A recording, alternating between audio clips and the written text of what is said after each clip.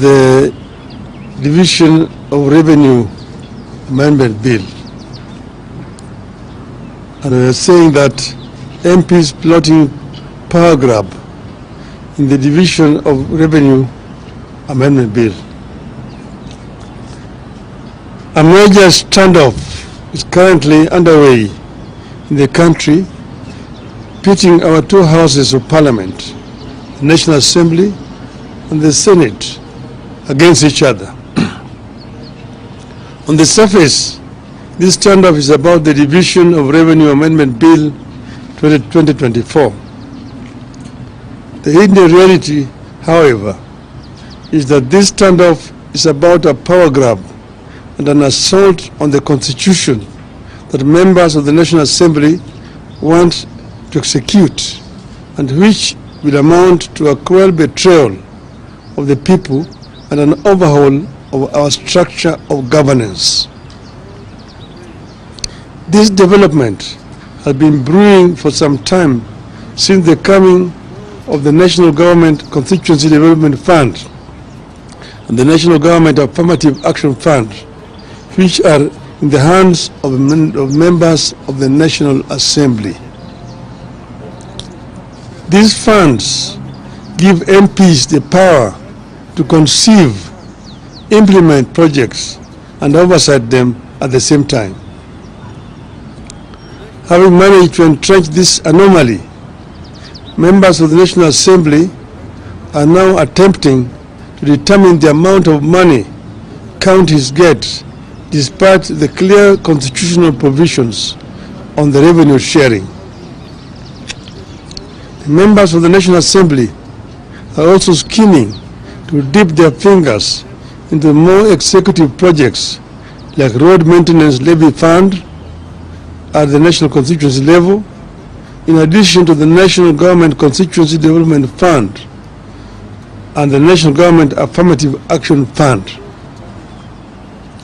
The Constitution assigns 3 roles to members of Parliament, and this is universal.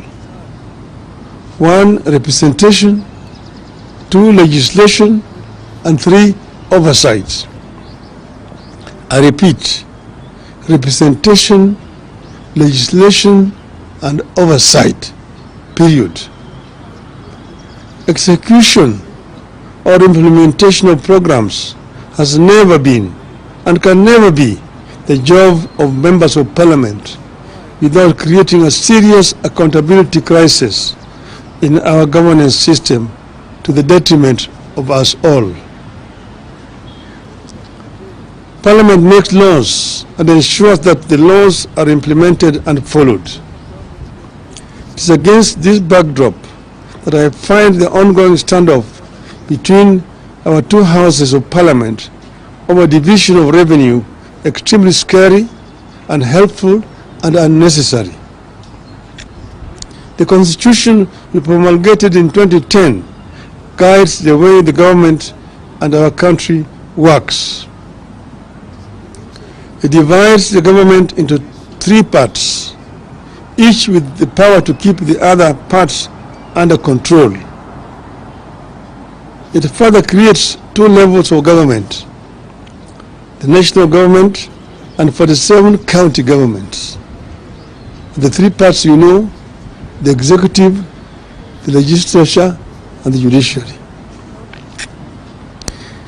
The 2 levels of government work in close consultation as espoused in Article 6, subsection 2 of the Constitution, which states, and I quote, "The governments at the national and county levels are distinct and interdependent and shall conduct their mutual relations on the basis of consultation and cooperation," unquote.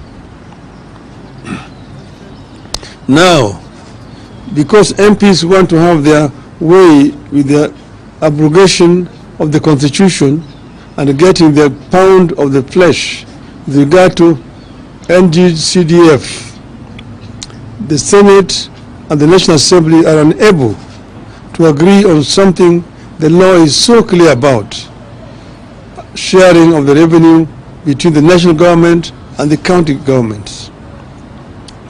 Apparently, the National Assembly is in support of provisions that will lower the amount of money shareable to counties against the provision of the laws of the land and the tradition established since the coming of the devolved units. Against the laws of the land, the National Assembly is supporting a proposal that would provide that any revenue shortfall in the country is borne by both levels of government. The result of this unhelpful and unnecessary deadlock is that the operations of the already strained devolved units are moving towards a standstill with critical services in jeopardy. This unlikely and unhelpful fight over allocation of revenue to counties threatens a shutdown at the counties at a time Kenyans need the units to function optimally and help boost the country's increasingly fragile economy. The National Assembly is pushing for the proposed amendment to the Division of Revenue Act, in which they recommend a 380 billion allocation to counties, which stands in contrast to the 400 billion already stipulated in the Appropriations Act, which is currently in force. The National Assembly is going all out to reduce revenue allocation to counties in complete disregard of the Constitution and the recommendations of the Senate. This move is not only illegal and unconstitutional, it also sets an extremely dangerous precedent which, if allowed to stand, will lead to a slow but steady strangulation and eventual killing of counties.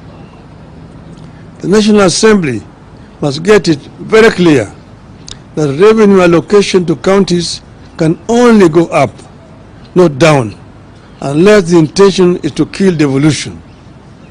The Senate had asked for 416 billion for counties for the year 2024-25.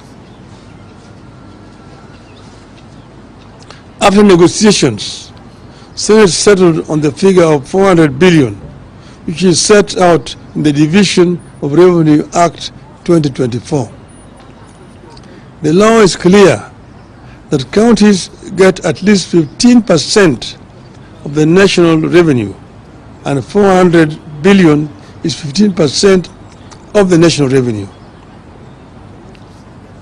Every 5 years, this country goes to elections, and all positions are available, from president to governor to senate to MPs and all the way to the members of county assemblies. People know the roles and responsibilities assigned to positions they choose to run for, and nobody should attempt to change the roles and responsibilities midway. It is urgent that both houses come together to allow the country governments get their rightful share of funds and discharge their responsibilities to the people of the country. The National Assembly must do the right thing and work with the Senate to get the correct amount of money to counties. More than a decade into the two levels of government, the management and funding of devolved units should be getting more efficient and more predictable. The current standoff and attempts to tamper with the allocation indicate a dangerous backward march. I urge our members of parliament to be enablers of devolution and refuse to be in partnership with those determined to frustrate and kill devolution. End of statement. But may I just add off the cuff that devolution that we came up with has got many enemies. Many people do not want devolution to work in this country. You know, we had put in the Constitution a minimum of 15% But it does not have to be the minimum. It can go higher up. That's why in the BBI we had wanted to raise it to a minimum of 35%. For your information, in a country like Nigeria, which devolved a three-tier, the local governments get 20% of the revenue. The state government get 35%. The federal government gets 45%. In other words, 55% of the total revenue in Nigeria are devolved. And that's when the devolved unit work is when the country works. It is in the interest of the national government to release more resources to the counties. That is when this country is going to be properly run. Because there are several devolved functions like health, like agriculture, and part of infrastructure, which is not working properly because resources are not going down to the counties. A big chunk of the money going to counties today is purely for recurrent expenditure, paying salaries to the staff. Very little money is remaining for the governors to do development work. And that's the reason why I find it very unfair that governors are being blamed for lack of development in their counties. And members of parliament should move away from trying to construct roads, from trying to construct health centers, schools and so on. Those are the responsibilities of the county government, not a national parliament. Thank you.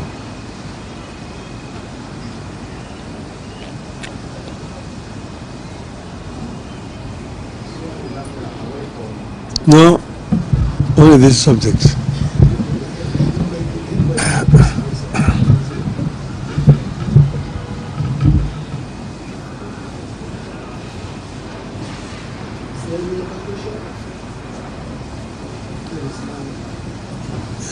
I will do another statement generally, then you can ask general questions. Today is about this issue of revenue share. Okay?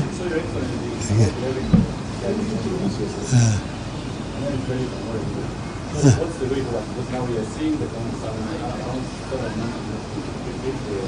Assembly is having a stand, which the Secretary is indicating. Then they're trying to follow the stand, but what's the best way forward? How can we follow the stand that the counties and the people and the local counties cannot suffer the way they are? No, you see, it's a standoff which is unnecessary. I'm just asked the members of National Assembly to be more patriotic and move away from functions which are not theirs. It is very clear. It's so clear that, you know, I feel very frustrated because I was involved in the drafting of this constitution. And we know exactly how this constitution is supposed to work. But the greed of members of parliament. Members of parliament want to be constructing roads. Members of parliament want to be constructing health centers. They want to be contractors themselves. Who is going to oversight the government? If the oversighter himself is the implementer. It does not happen anywhere in the world.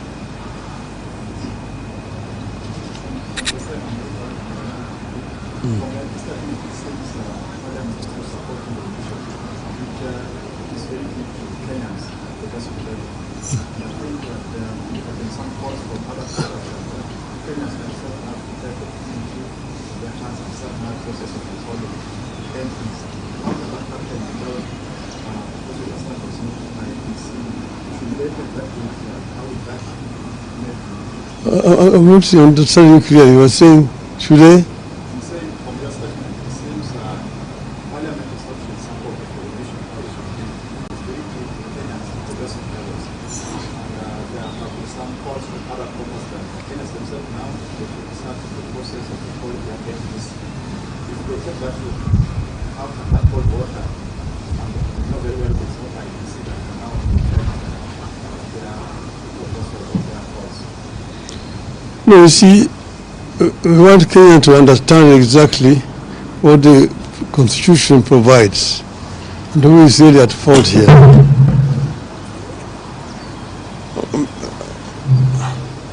I'm basically trying to create some clarity for this issue because there's some kind of cloud.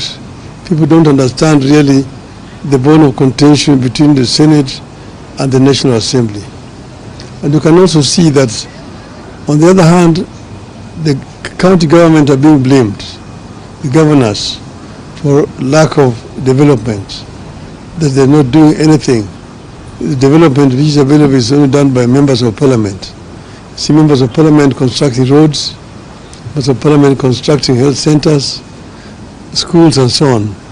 Because the funds which are supposed to go to the counties for those purposes are being held by the national government in what they call national government constituency fund. And even this road levy fund is going to members of parliament. This is not the work of MPs, this is the work of counties. Today, the bulk of the revenue that goes to counties goes for purely recurrent expenditure. Nearly 70% of the revenue going to counties is only for recurrent expenditure, paying salaries to workers and so on. Only 30% remain for development, which is very inadequate indeed. But because the bulk of which should be going there is going into these other funds, which are under control of members of parliament. So if that were to change, then the equation would change. Nearly 50% of revenue going to the counties would be for development projects. And the counties are the ones which are actually best suited to do the development. And then you have got the county assemblies to oversight. Members of parliament are supposed to oversight the national government. You see, they're supposed to represent their constituents. Two, they're supposed to legislate, and three, they're supposed to oversight the government. But they themselves are now being involved in the execution of projects at the constituency level. For the very little work being done in the National Assembly, the assembly is most of the times empty. There are no debates taking place in that parliament the way it used to be when we were members of parliament those days. Parliament is no longer doing its work as a National Assembly. This is why we are really calling them to account.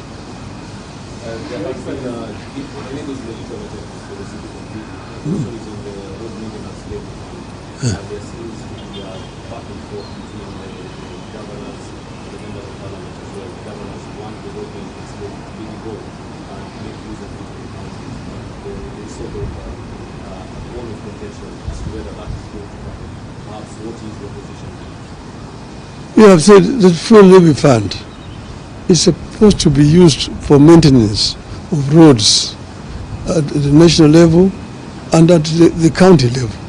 So that should go directly to the kitty of the county government, not constituency fund being controlled by members of parliament. That's what I'm saying. It is the members of parliament are not supposed to be executing things. The members of parliament are supposed to be oversighting. But if an MP himself is the executor, you have a situation where MPs themselves are the contractors. I know examples where you find a president going to launch a road, the contractor is a member of parliament. So if that's not a conflict of interest, I don't know what conflict of interest is. It is embarrassing, very embarrassing indeed.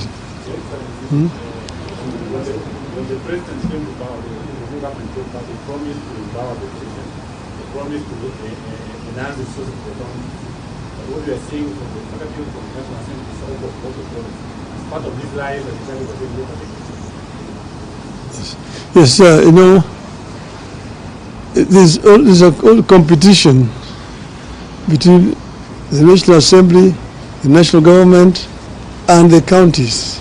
See, there are people who don't believe in devolution. People who really prefer a unitary system of government. They think that governors are an unnecessary burden. They would rather deal with DCs.